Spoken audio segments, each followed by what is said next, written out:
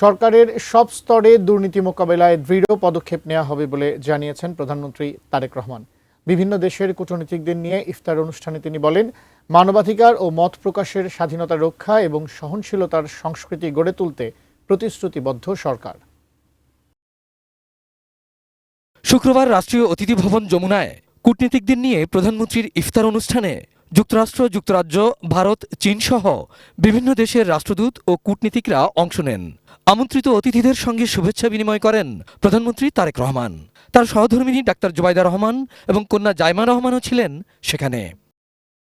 ইফতারের আগে কূটনীতিকদের উদ্দেশ্যে প্রধানমন্ত্রী বলেন, বাংলাদেশ সবসময় দ্বিপাক্ষিক ও বহুপাক্ষিক সম্পর্ককে গুরুত্ব দেয়।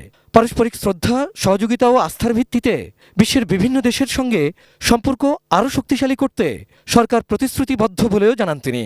We value bilateral and multilateral partnerships and remain open to candid dialogue and stronger collaboration in years ahead.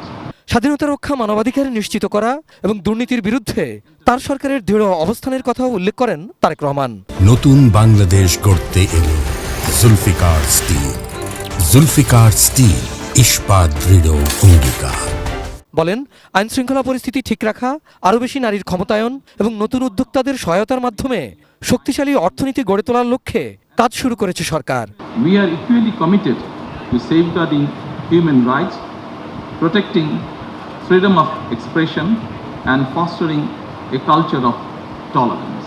And we will take firm measure, try our best to combat corruption at all levels of governance.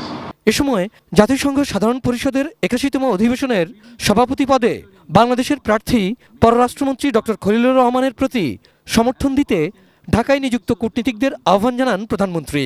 I would like to take this opportunity to introduce our candidate for the presidency of the 81 session of the United Nations General Assembly, Foreign Minister Dr. Khalilur Rahman. Through this nomination, Abul Kalam Azad, ATN news, Dhaka.